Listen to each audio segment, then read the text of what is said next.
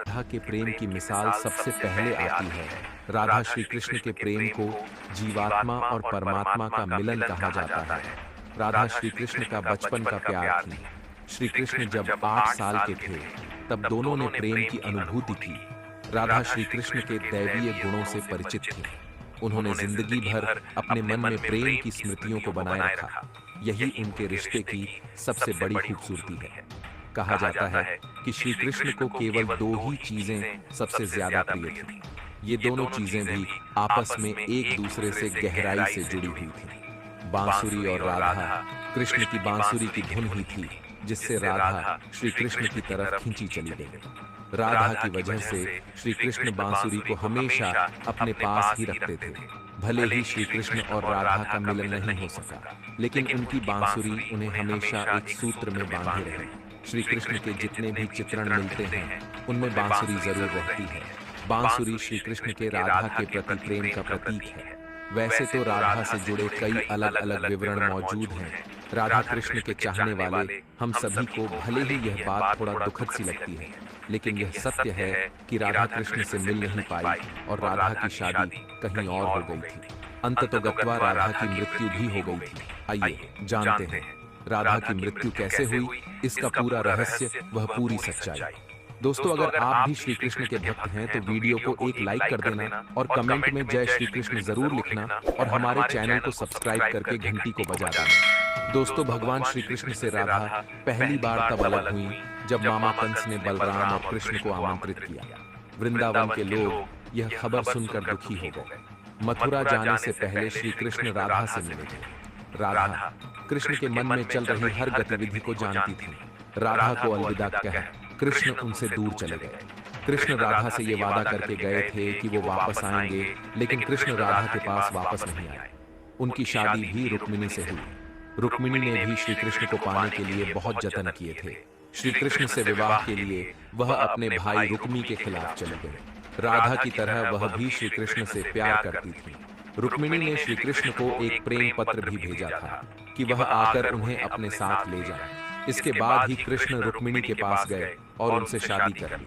कृष्ण के वृंदावन छोड़ने के बाद से ही राधा का वर्णन बहुत कम हो गया। राधा और कृष्ण जब आखिरी बार मिले थे तो राधा ने कृष्ण से कहा था कि भले ही वो उनसे दूर जा रहे हैं, लेकिन मन से कृष्ण हमेशा उनके साथ ही रहेंगे। इसके बाद कृष्ण मथुरा गए और कंस और बाकी राक्षसों को मारने का अपना काम पूरा किया। इसके बाद प्रजा की रक्षा के लिए कृष्ण द्वारका चले गए और द्वारकाधीश के नाम से लोकप्रिय हुए। जब कृष्ण वृंदावन से निकल गए तब राधा की जिंदगी ने अलग ही मोड़ ले लिया था। राधा की शादी एक यादव से हो गई। राधा ने अपने दाम्पत्य जीवन की सारी रस्में निभाई और बूढ़ी हुई, लेकिन उनका मन तब भी कृष्ण के लिए समर्पित था। राधा ने पत्नी के तौर पर अपने सारे कर्तव्य पूरे किए। दूसरी तरफ श्री कृष्ण ने अपने दैवीय कर्तव्य निभाए। सारे कर्तव्यों से मुक्त होने के बाद राधा आखिरी बार अपने प्रियतम कृष्ण से मिलने गई। जब वह द्वारका पहुंची तो उन्होंने कृष्ण की रुक्मिणी और सत्यभामा से विवाह के बारे में सुना, लेकिन वह दुखी नहीं हुई। जब कृष्ण ने राधा को देखा तो बहुत प्रसन्न हुए। दोनों संकेतों की भाषा में एक दूसरे से काफी देर तक बातें करते रहे।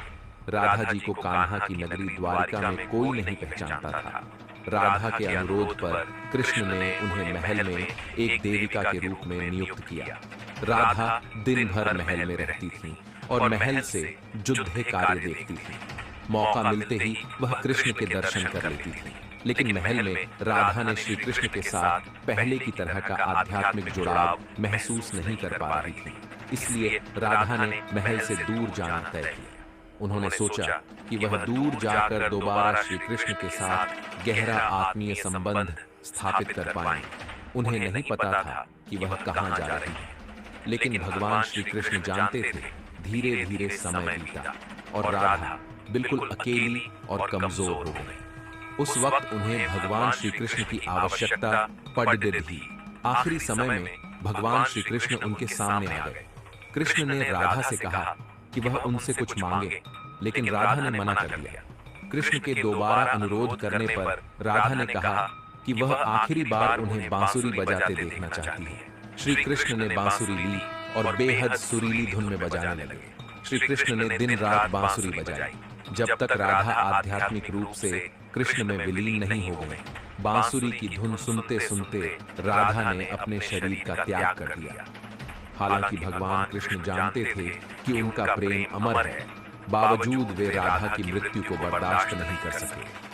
कृष्ण ने प्रेम के प्रतीकात्मक अंत के रूप में बांसुरी तोड़कर झाड़ी में फेंक दी।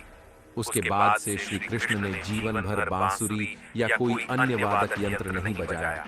कहा जाता है कि जब द्वापर युग में नारायण ने श्री कृष्ण का जन्म लिया था, तब मां लक्ष्मी ने राधा रानी के रूप में जन्म लिया था, ताकि मृत्यु लोक में भी वे उनके साथ ही रहे।